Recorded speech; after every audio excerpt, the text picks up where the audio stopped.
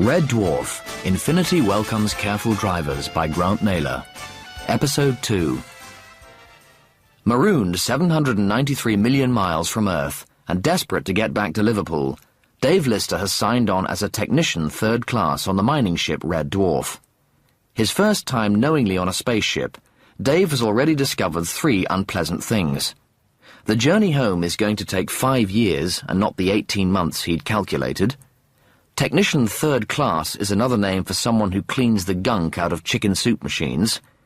And most unpleasant of all, his bunkmate is Arnold J. Rimmer, the leader of Z Shift, to which Lister has been assigned. But Rimmer has troubles of his own. His opening address to Z Shift is not going as well as he had hoped. Rimmer gripped the podium tightly and surveyed the members of Z Shift. This was a tricky situation. Rebellion.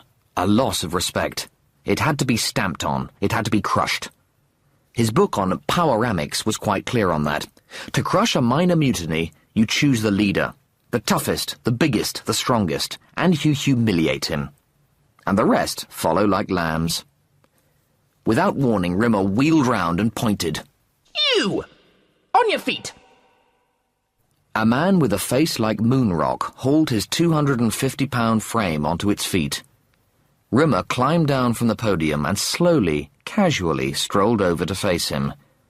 He looked up at the small black shark eyes, the bald bullet head, the long matted nostril hair. He was a good 18 inches taller than Rimmer, and Rimmer was tall. What are you chewing? Tobacco. Tobacco? A grin. Yeah. Rimmer smiled and nodded, looking around the lecture theatre. Well, I hope you brought enough along for all of us.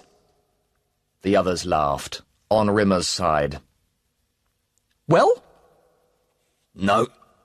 Nope. Sir. Victory. Get rid of it! The big man chewed thoughtfully for a few seconds. Then suddenly, a long plume of brown sputum plopped onto the polished toe cap of Rimmer's left boot. Rimmer looked at his left boot, then slowly raised his head. Some people's respect I've won already. I can see with you it's going to take a little longer. Now, get on the floor and give me 50, mister, said the big man, and a second stream of half-chewed tobacco arrived on Rimmer's right boot. Rimmer rocked back and forth on his heels, nodding his head and still smiling. Right, okay, he said pleasantly. I think that's about everything. Shift, dismiss. Slowly, Z Shift began to meander out of the lecture theatre. Oh, by the way, Rimmer called after the tobacco chewer. As the man half-turned, Rimmer leapt through the air and with a kamikaze scream wrapped his arms and legs round the big man's frame, and they crashed into a row of chairs. As Lister left the theatre, Rimmer was having his head rhythmically beaten against one of the desktops. The huge sound system vibrated and shook as it pumped out a hip-hoppabilly reggae number from a band which had been red-hot for 2 weeks 5 years previously. 2,000 crew members stood on the dance floor, swaying and sweating, while the rest sat around tables, drinking and sweating. Though they'd been aboard less than 2 days, all the lowlifes, ne'er-do-wells and slobs in general had somehow found each other, kindred spirits, and were sitting around in noisy moronic pockets having drinking competitions.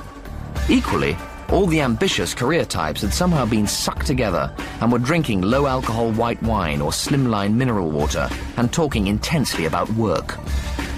The music changed. A Johnny Cologne number. Press your lumps against mine. It was smooch time. There was a loud scraping of chairs as people stood up and guided their partners onto the already packed dance floor. Just press your lumps against mine. A huge, multi-limbed beast rippled, ebbing and flowing, contracting and expanding to the gentle sway of the music. Lister suddenly found himself alone at the table, the others lost in the undulating, pulsing mass of smooching bodies. He squinted drunkenly around the vast disco. So many people. People dancing. People touching. People laughing. People talking. People kissing. So many people. In just over 7 months, every one of them would be dead. 5 months later, Lister stared out of the sleeping quarters viewport window and saw nothing. Just a few very distant stars and an awful lot of black. It was pretty much the same view he'd had for the past 21 weeks. At first he'd found it awe-inspiring. Then slowly, that had given way to just plain dull. Then very dull. Then deeply dull. He looked at his watch. 1950 ship time. He was waiting for Peterson to show up, and they were going down to the Copacabana Hawaiian cocktail bar to spend the evening in the exact same way they'd spent 133 of the last 147 evenings, drinking hugely elaborate San Francisco earthquakes from plastic coconuts and failing to meet any interesting women. Or, more to the point, any interesting women who were interested in them. Dull and gruesomely monotonous as his social life was, Lister knew for a fact that it was at least 474 times more interesting than his working life on Z shift under Rimmer. Rimmer was sitting at his slanting architect's desk under the pink glow of his study lamp with a tray of watercolors, making out a revision timetable in preparation for his astro-navigation exam. In all, he'd taken the exam 12 times. But he persevered. Rimmer wanted to become an officer. He ached for it. He yearned for it. It wasn't the most important thing in his life. It was his life. Given the opportunity, he would gladly have had his eyes scooped out if it meant he could become an officer. But he had to do something much more demanding, much more impossible, and much more unpleasant. He had to pass the astro-navigation exam. Born on Io, one of Jupiter's moons, 31 years earlier, he was the youngest of 4 brothers. "My boys," his mother would say, "my clever, clever boys. Johnny the captain, Frankie the first officer, Howie the test pilot, and Arnold. Arnold the chicken soup machine cleaner. If you could sue sperm, I'd sue the sperm that made you." "I'll do it, Mother. One day I will become an officer." "And on that day, Satan will be going to work in a snowplow." 3 times he'd failed the entrance exam to the academy. And so one night, after reading the life story of Horatio Nelson, he'd signed up with a merchant vessel as a lowly 3rd technician, with the object of quickly working his way through the ranks and sitting the astro-navigation exam independently, and thereby earning his commission, the glimmering gold bar of officerhood. That had been 6 years ago. 6 long years on Red Dwarf, during which he'd leapt from being a lowly 3rd technician to being a lowly 1st technician. In the meantime, his brothers went forever onward, up the ziggurat of command. Their success filled him with such bitterness, such bile, that even a Christmas card from one of them, just the reminder that they were alive and successful, would reduce him to tears of jealousy. And now he sat there, under the pink glow of his student's table lamp, preparing to sit the astro-navigation exam for the 13th time.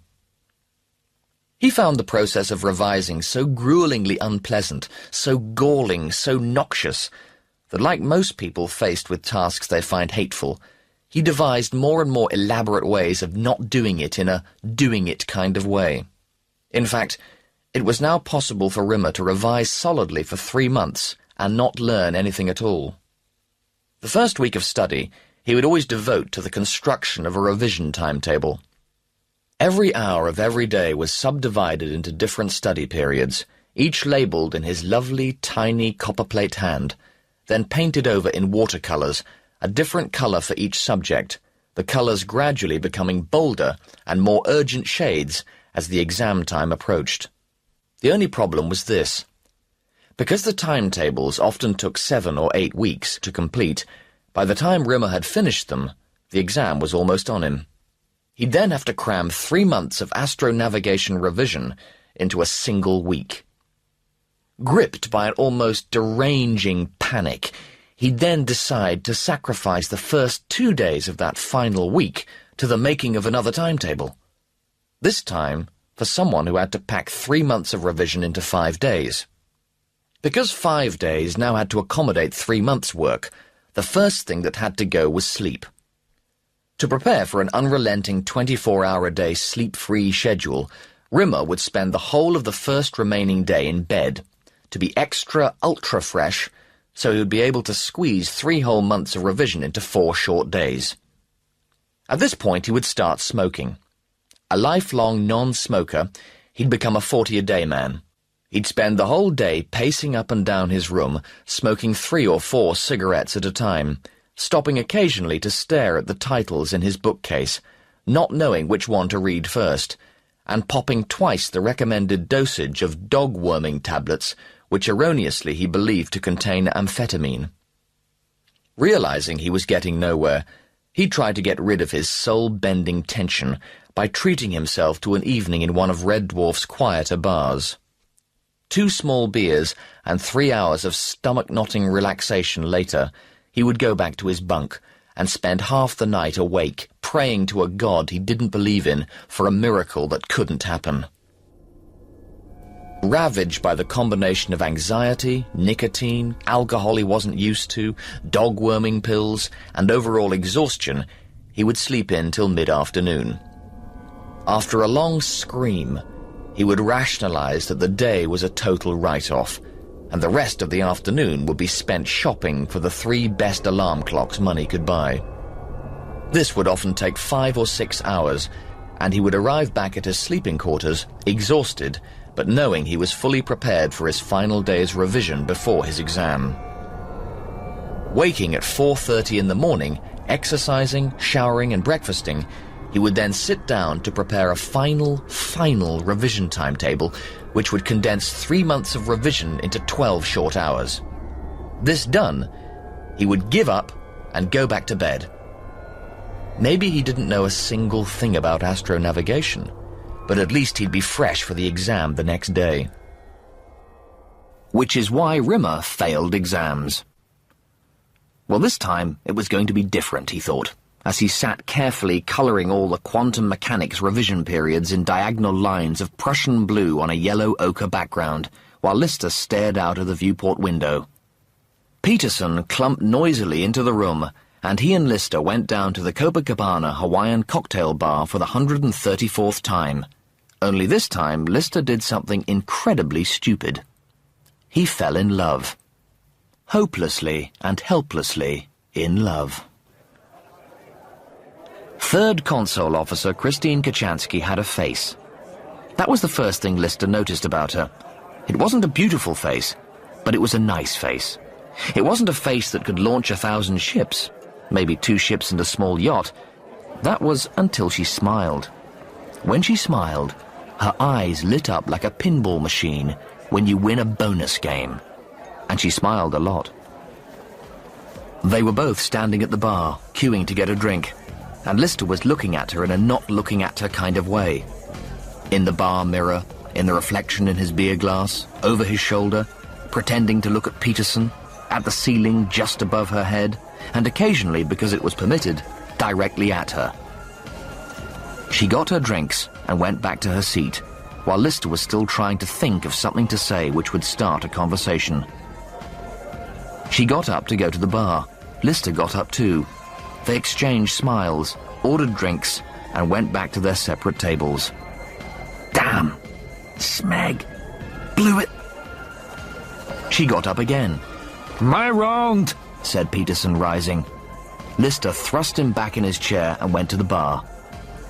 They exchanged smiles and highs this time, ordered their drinks, and went back to their separate tables. Damn! Smeg! Blew it again! She'd hardly sat down before she was getting up again. The 2 girls' glasses were full. She's gone for peanuts, thought Lister. You want some peanuts? He asked Peterson. No, thanks. I'll go and get some. They stood at the bar again. They exchanged smiles again. Then she introduced herself and asked him out for a date. And so it began. Lister became a walking cliché. His senses were heightened, so even the foul, recycled air of the ship tasted crisp and spring-like. He stopped drinking. Pop lyrics started to mean something to him. He started to marvel at the view out of the viewport window. Christine Kochanski was madly, electrically in love with him. Lister's all-time favourite movie was Frank Capra's It's a Wonderful Life, and just to make things totally perfect, it happened to be Kochanski's too. They sat in bed eating hot dogs doused in mustard and watching, for the third consecutive night, It's a Wonderful Life on Kochanski's sleeping quarters vidscreen. And as they lay in the crumb-laden sheets, wrapped in each other's arms, giggling like idiots, and even though they'd only been dating for 3.5 short weeks, Lister knew more certainly than he'd ever known anything in his life before that they'd be together forever. 7 months out into space, while Rimmer sat at his slanting architect's desk under the pink glow of his study lamp, Lister stared out of the sleeping quarters viewport window, longing to be bored again. He'd been not going out with Kochanski now for 3 weeks. The whole affair, the glorious forever he'd imagined, had lasted just over a month. Then, one evening in her sleeping quarters, she told him she wanted to break it off. He'd laughed. He thought it was a joke. But it wasn't. She'd been seeing Tom, a flight navigation officer, for almost 2 years. Tom had left her for a fling with some brunette in catering, and Lister had been a rebound thing. She hadn't realized it at first, but when Tom, Tony, or Terry, or whatever the smeggy was called, had turned up at her door, having dumped the brunette in catering, she'd gone scurrying back. And that was that. Except it wasn't. Because now she was everywhere. Everything he did without her. When he went shopping, he didn't go shopping. He went shopping without Kochanski. When he went to the bar, he didn't go to the bar. He went to the bar without Kochanski. So he lay on his bunk, staring out of the viewport window, longing for the anesthetic of the stupefying monotony which he used to feel 2 short months earlier. He sighed like a senile dog and looked down at Rimmer, hard at work. "Do you fancy going for a drink?" No. "That's a surprise." As it happens, I am going out tonight. Just not with you. "What about your revision?" Rimmer had decided to change. His latest 3-month revision timetable had been constructed within 2 hours, and 4 hours a day, come what may, he read his course books, made notes, and revised in a sensible way. And revising in a sensible way obviously meant an adequate provision for leisure time. "Well, where are you going then?" "Out." "Where?" Rimmer ignored him. He was going to spend the evening not getting any older. He was going to spend it in a stasis booth. Red Dwarf, like most of the older ships, was equipped with stasis booths for interstellar travel. 100 years earlier, travelling to other star systems had been considered economically and philosophically interesting, but not anymore. To travel the vast distances involved, even with craft which could achieve demi-light speed, took decades. Necessity being the mother of invention, the stasis booth was duly invented. Basically, it was a foolproof form of suspended animation. But instead of freezing the body cryogenically, the stasis booth simply froze time. In the same way X-rays can't penetrate lead, time couldn't penetrate a stasis field. An object caught within the field became a non-event mass with a quantum probability of 0. In other words, the object remained in exactly the same state, at exactly the same age, until it was released. For a period, ships full of astros in stasis booths were hurled out of our solar system, and interstellar travel enjoyed its golden age. The big hope, of course, was that they'd contact intelligent life. They didn't. Not even a moderately intelligent plant. Not even a stupid plant. Nothing. In all of the universe, the planet Earth was the only planet with any life forms. That's all there was. Interstellar travel was abandoned as a total waste of time. Rimmer had a keycard to one of Red Dwarf's stasis booths, which he used whenever he could. It made great good sense to Rimmer. In just 5 years he'd saved 369 full days, over a full Earth year. In 5 years he'd only lived for 4. Although his birth certificate said he was 31, technically he was still only 30. Occasionally Rimmer reflected that his boothing could possibly be the reason why he didn't have any friends, but as he pointed out to himself, if he could maintain this routine, by the time his birth certificate said he was 90, he'd actually only be a very sprightly 78-year-old. Pretty a-smegging mazing, eh? Lister slumped off to try and persuade Peterson to go for a drink. Rimmer watched him go, then showered and changed, treated himself to a little aftershave, and went off to spend the very last evening of his life not existing. Next day, on the very last morning of his life, Rimmer strode into the lecture theatre to give Z-Shift their work schedule for the day. "Okay, men," he said as always. "Listen up. Today's schedule. Turner, Wilkinson, we've had a number of reports that machine 15455 is dispensing black currant juice instead of chicken soup. Saxon and Burroughs continue painting the engineer's mess, and I want that finished today. Also, there's an unconfirmed rumour that the cigar machine in the officers' club is nearly empty. Now, it may be nothing, but just in case, for pity's sake, stay by a phone." A paper dart whistled past his head. "Okay, roll out. Lister, you're with me today." The men began to shuffle out. "Why me?" Lister moaned. "Because it's your turn." 2 of the 3 worst things that ever happened to Rimmer on this day. The worst thing that ever happened was, of course, his death. But that was a clear 12 hours away. The second worst thing that ever happened had happened 13 months earlier, and was so horrible his subconscious had created a new sub-department to hide it from his waking thoughts.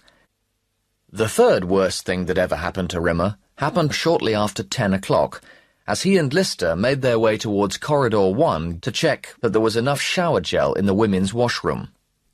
First Technician Petrovich rounded the corner. "What the smeg is wrong with your bleepers? I've been trying to get hold of you for an hour. Lister, the captain wants to see you." Rimmer looked dumbfounded. Why should the captain want to see Lister? Unless, thought Rimmer, brightening, he's in very, very deep smegola indeed. Lister dragged himself off towards the express lift. "Oh dear," said Rimmer breezily. "Oh dear, oh dear, oh dear." Petrovich made to follow Lister, but then stopped and turned. "What are you doing with Lister anyway? It's 10:05. "So?" "I thought you were taking the astronavigation exam." "That's November the 27th, you square-jawed chump." "No, it's October the 27th. "I think, Petrovich, I know when my own exam is, thank you so very, very much." "My bunkmate is taking it today. He went up at 10. Rimmer's smile remained exactly where it was, while the rest of his face sagged like a bloodhound's. He looked at his watch. 10:07. He tapped it a couple of times and walked off without saying anything. Rimmer arrived, breathless, back at the sleeping quarters. He skidded to a halt in front of his timetable. His eyes scanned the chart for an error. He couldn't find one. He couldn't find one for a whole 2 minutes. Then he froze. In his haste not to dwell on the construction of the chart, somehow he'd included 2 Septembers. August, September, September, October, November ran the new Romarian calendar. He looked at his watch. 10:35.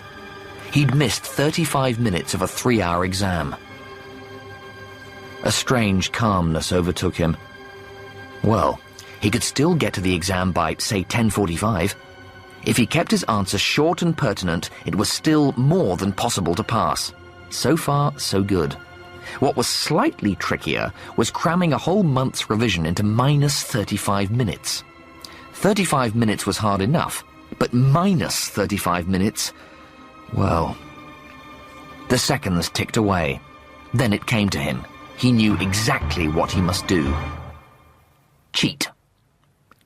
Rimmer took out a black felt-tip pen, stripped off his shirt and trousers, and began work. He had, he estimated, 20 minutes to copy as much of his textbooks onto his body as humanly possible. Red Dwarf, Infinity Welcomes Careful Drivers, was written by Grant Naylor and performed by Chris Barrett. Additional music and effects were by Nick Graham. Technical presentation by John Etchells. Produced by Chris Waller.